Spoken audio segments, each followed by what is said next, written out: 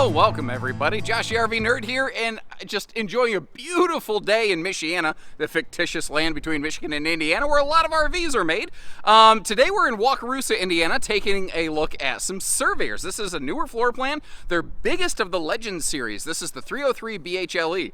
And I've seen so many two-slide bunkhouses over the years. Like when I start hearing two-slide bunkhouse, I almost start to snore. This one's arranged very differently, and I've seen some other things kind of similar, but never quite exactly like this.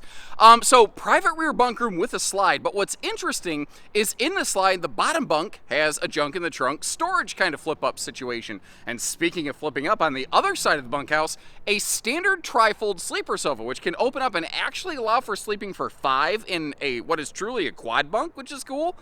But there's a giant move bunk, get out the way on top of that. And they were able to accomplish that by, instead of burying a big giant camp kitchen in the back of the RV, hiding it in a chunk of the kitchen countertop underneath of it near the front of the RV that otherwise you wouldn't really be able to use and access that space from the inside. So kind of a real smart design. And if you're noticing from our floor plan and a flash flyby footage, it is a bath and a half model.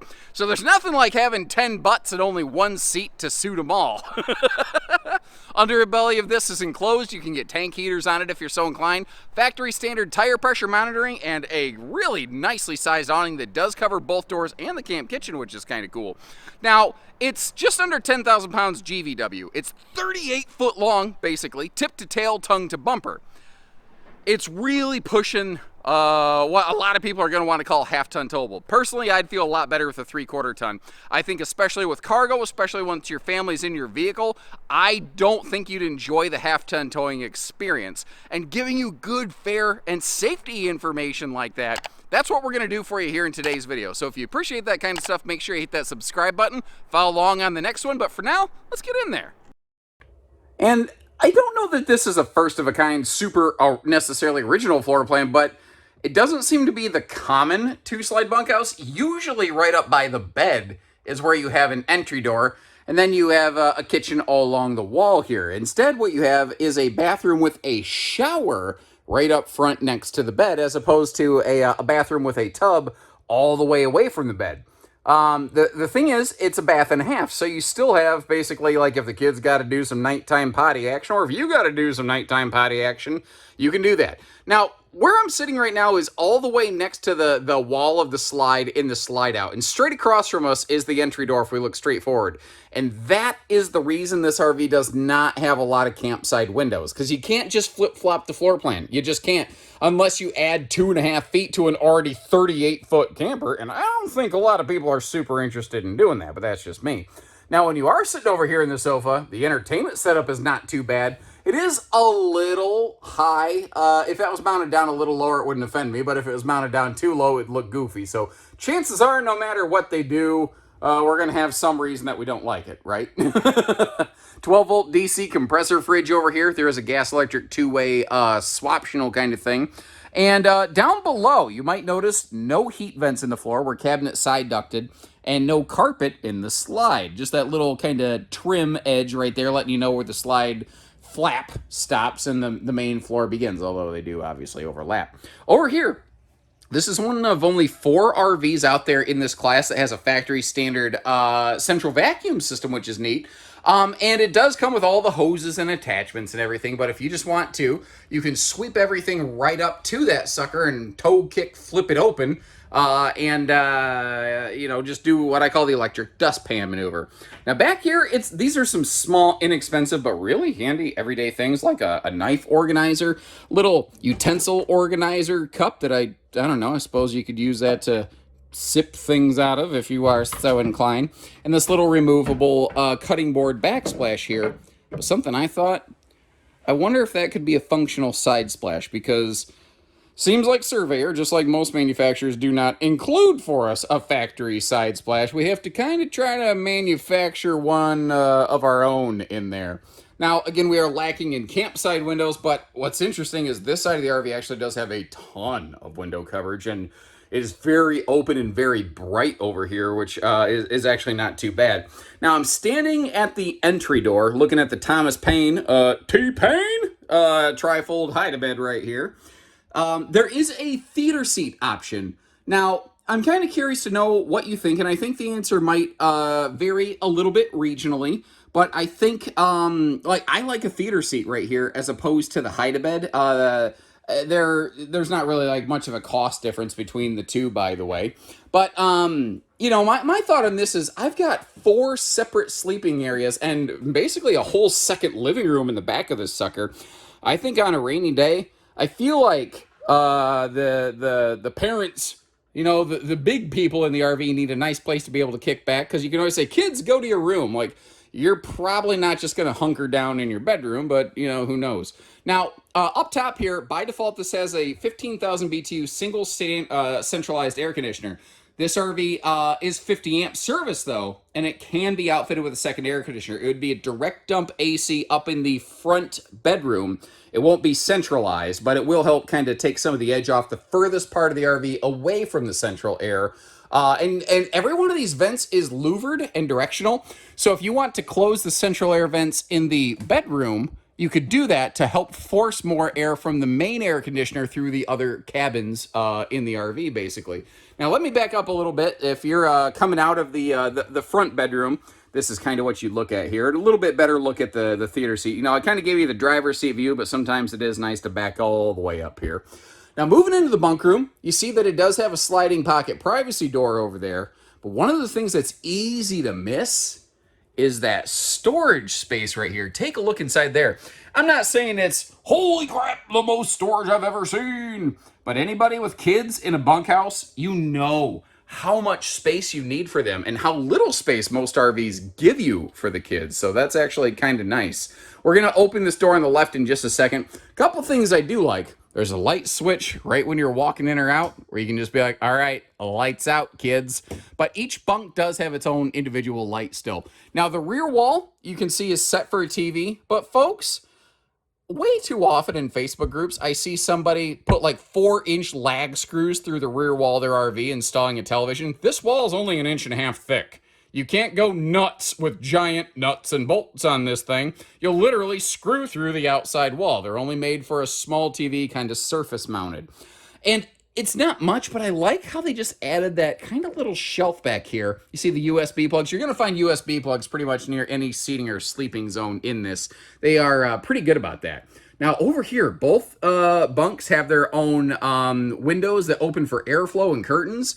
And this bottom bunk actually has a neat little surprise hidden inside of it. You can see that has an easy lift with some storage. Now, to get to the upper bed on the other side, where it's a little bit taller, it includes a ladder, which is really, really cool, obviously. But you can do what I call the move bunk, get out the way kind of maneuver with that sucker. And you can utilize that factory standard tri-fold hide-to-bed sleeper sofa back here to its fullest extent. Now, what's cool is that sofa is a very removable object. So, if you wanted to do something like pull that out of there, you want to put in a pack and play, you want to put in some dog kennels, you want to convert this to an office, this is a floor plan that can easily change function with zero major no structural modifications. You just pull that sofa, you move bunk, get out the way, and suddenly you have a wide open RV yoga space canvas over here, which my back still hasn't recovered from last year when I did the shower yoga, so I'm not going to try to attempt that right now. And again, you can sleep a bunch of people in this thing, and it is nice that you got 2 separate toilets for this. Now, this felt very tight on me, so at first I wasn't really impressed, and then it kind of occurred to me, this is a half bath really intended for kids. It's not made for big, full-size Americans like myself.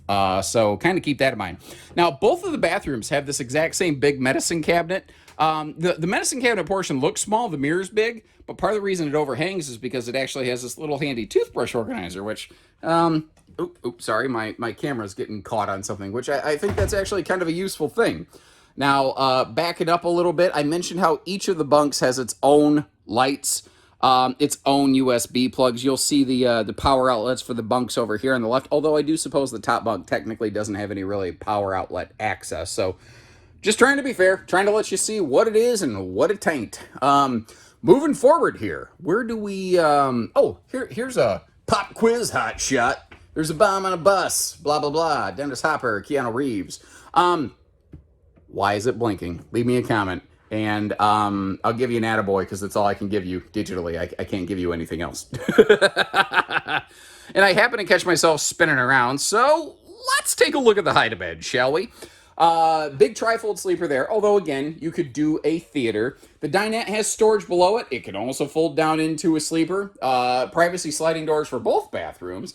And overall, a lot of storage going on in the kitchen here. Right when you walk in the door, though, there's that extra deep, like, walk-in closet kind of thing. I know the RV has a central vacuum, but frankly, still having a place for brooms or a Swiffer or something like that, man, really, really handy. So, I'm a big fan of those giant closets behind the entertainment centers, the pantry-tainment, if you will, right when you walk in the door. That's something that I personally really like. Now, a note, the entry doors, they do have full viewing windows. They are lacking privacy shades, however, so you're going to want to kind of keep that in mind. I sort of wish the medicine cabinet was angled a little bit, but they use one standardized medicine cabinet. And once again, just giving you a look back there, you already saw the toothbrush holder, but you got a little bit of storage down here below that. Now, peeking around the corner, a walk-through bathroom like this keeps the RV shorter in total length. And because they have so many different separate privatized rooms and the half bath and a partridge and a pear tree, again, this RV is very long. So you're going to want to kind of keep that in mind. The length of this RV may restrict where you can take it. Now, a lot of people aren't going to talk about that because they don't want to tell you reasons why you might not want to buy an RV, but I want you to find your second camper the first time around, and that's why I try to give you that extra information. That's also why I try to do things like sit on toilets and stand in the showers. I don't think it's fun being a toilet selfie champion. I think it's very handy for folks like you. Now, private bedroom up front, and it is long. A lot of manufacturers will start breaking their own rules because of that and go to a Camp Queen. Surveyor did not. They stuck with a 60 by 80 true queen bed on this one, which I think is pretty darn cool. Now, it's not massive, but it does have a little windshield above the bed. It doesn't open for airflow or anything like that. But speaking of airflow, remember, this RV is prepped and ready for a second air conditioner. That's what that power junction box is telling us right there. Or I suppose you could install some kind of like 12-volt ceiling fan. I think it's for fire code reasons that they have to have the second door here. I'm not a big fan of the fact that I have no factory privacy on that window, but it's not really hard to pop a shade in there. They literally don't even require a screwdriver. They literally just click in place. Now, looking under the bed right here at the storage, you can see that is a nice big trunk of storage. And there are household and USB plugs on both sides of the bed bases. But behind those hanging wardrobe towers, down in that little hidden kind of headboard side pocket, basically, there's extra household outlets back there on the back side of the wardrobe tower, which is perfect if you want to have like a phone charging stand or like some people have like a little almost like small desk fan. They like to have just a little breeze rolling across them. There's a bunch of different little things you could do with that. Of course, you could do absolutely nothing with it too. That is totally up to you. And did you notice how the overhead cabinet doors over that bed, they are actually strutted so they will hold themselves open, which is real awful nice. Now, if there's one thing I know about floor plans like this, it's that when I close that slide out, we're about to have to do the two-stage, two-step travel access routine. And when you do that, make sure you fold the countertop extension down because that slide will bust it. That's going to be a bad day right there. So walking in I'd call it the living room, the main entry door, you can walk up to the kitchen, so it's good for travel snack access. Remember when a slide's retracted, it's not really advisable to occupy it. So if you do want to use those bunks for transit, you really want to put them out. You can pretty much snake your way through here, I think, if you had to, just to like pack it up.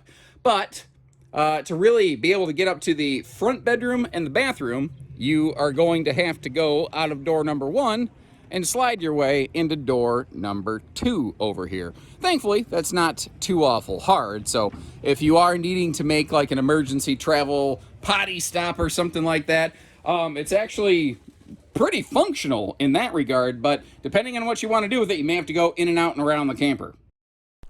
Now, like we kind of talked about when the video began, the RV's big. Now, considering the size of the RV, It's actually quite lightweight, but that is relative.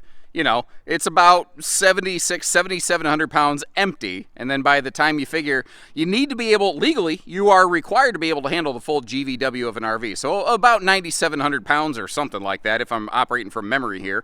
And tip to tail, tongue to bumper, it's basically 38 feet long. This is a long rig. Now, if you have a late model, very capable tow package half ton, and you're just going to do some local towing and going, like just a local campground you park seasonally, you know what, I could tolerate that. That'd be okay. But if you're wanting to go any sort of distance or across windy areas or through some major elevation changes, you're going to want a 3/4 ton. You're going to be white knuckle tight, and you're going to be your legs are going to be shaking like a dog crapping peach pits. Which is one of the most powerful visuals I think I've ever experienced in my life. Neither here nor there. Sorry. Now I'm envisioning that, and it's sad, but it's funny. So anywhere you see fiberglass, what you're not seeing is Asdel right below it, which is cool. If you're not familiar with Asdel, it's a wood panel substitute. It helps keep the RV a little bit lighter. It can help avoid things like delamination in the event of water penetration, aka fancy talk for leak. Nobody wants to have either of those things happen.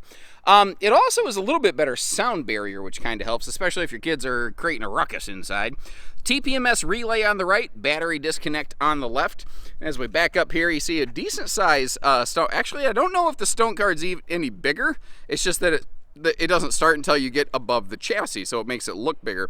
And it's kind of funny because when you stand in front of this, it almost looks narrow body, but it's not. It's just I think that's just what the stark polar white skin on this and the taller ceiling, they kind of make it look a little tall and skinny, but it's actually pretty normal like that. The power awning, they did a nice job giving us some big coverage on that sucker. Both entry doors nicely encompassed there. You do have a full pass-through. It is a bigger door on this side, so kind of keep that little stuff in mind. And when we get in here under the bed, you'll see welded aluminum cage framework. I think they're just trying to keep the hitch weight a little bit lighter on this one. They do that on all their Surveyors, but also motion lighting, and you've got the little NASCAR pit crew ratchet attachment for your drills right there to more quickly do your corner stabilizer jacks. Now, if you got one of those really cool like 18-volt impact drills, those things are nice, but they're noisy. If you are setting up camp really late at night, you pull into a campsite late, like a good neighbor, just hang off until morning. You don't, like, if you just stay hooked up to the truck, you put the slides out, it'll be okay. Don't make that big racket until everyone started waking up. Just a courtesy, anyway. It does come with an outside little sprayer hose and garden hose attachment, which hooks into that little circle on the right. I forgot to pull that out. Sorry about that. I did kind of quick set up our little mini camp kitchen right here, and it is just a little dog dish flip 'em out sink. But what they did here is instead of like a cooktop that slides open and then it burns you or stops you from getting into the fridge, they added an extra little slide open shelf so that the hot stuff moves off to the side so you can always get to the fridge. So even if you don't care, if you don't use the sink, no big deal. You're still enjoying a little bit better function than if the burner came straight out, in my opinion. And if you don't care about that cooker at all, which, by the way, this is acting as like a nice little grease shield backsplash. If nothing else, it's just prep space, and it just slides away once you pull that little sinkerator out of there. Now, below that, you can see the little white flag dangling down. There is a gas grill quick connect. If you look by the tires, you're going to see a little red-blue package. That is your TST tire pressure monitoring system that comes factory standard on these. I think it's cool they're doing that. They are using an import tire that does have a lower speed rating. I can't remember if it's 60 or 65 miles an hour. It would cost a couple bucks, but it wouldn't break my heart if they just factory standardized some Goodyears or something like that. And you might notice they are starting to get away from that rear fold-down cargo rack on these. I got a feeling they might be phasing those out. That's usually what I tend to see. The roof liner there, getting you up to that fully walkable roof. The roof is not aluminum framed and laminated like most of the rest of the RV, but again, it is fully walkable. And this again is one of the very few Surveyors that is prepped and ready for a second air conditioner, which is cool because when you get this big, there's definitely parts of the country where you don't just want the second air, you need the second air. And I really like how both of those bunk windows open for airflow. You may also notice how the slides are slide awning prepped. And up on the roof, there's not a whole lot to write home about, but at the time of this filming, they do have a basic, I'm gonna just call it battery tending solar package. It's only about an 80-watt panel, and its job is not to be able to like, oh, you're gonna be able to run the refrigerator and the air conditioner. It's not that. It's not that at all. I would kind of like them to have more than 80 watts, at least optionally available. I think you can actually factory request a little bit more, but considering 12-volt fridge is standard, and I know two-way gas electric is a swaption available, but considering 12-volt is standard, I'd kind of like to see at least about 200 watts of solar. That's myself, but one of the cool things with Bish is we can do all that stuff for you if that's what you're looking for. We can get it quoted out. We can send it basically to the bank. As my dad would say, all one money. So once again, this is a newer floor plan. I'd love to hear what you think. Now, like I always do, I'll leave you a link to check pricing and availability down in the video description. But keep in mind, this is newer. We may not yet have had a chance to get a lot of these in stock at our various Surveyor carrying stores. So if we don't have one on our website, we're probably working on trying to get one, but our Surveyor teams can always get you figures. Pricing can change based on shipping distance, on options, on 100 different things. So I always recommend that you contact a local store member to make sure you're getting a price that's specific, because I could put something in this video, you could watch it 6 months later, it could be totally outdated, and then all you do is think we're bait and switching you, and that sucks. That is not the intention. We don't do hidden dealer fees. We give you the good and the bad in these videos. We do everything we can to try to make it an easy, positive experience. And when you're ready, we're ready. And if you're just curious and a little less serious, that's okay too. Thanks for tuning in. We'll see you next time. Take care, stay safe, have fun, and happy camping, everyone.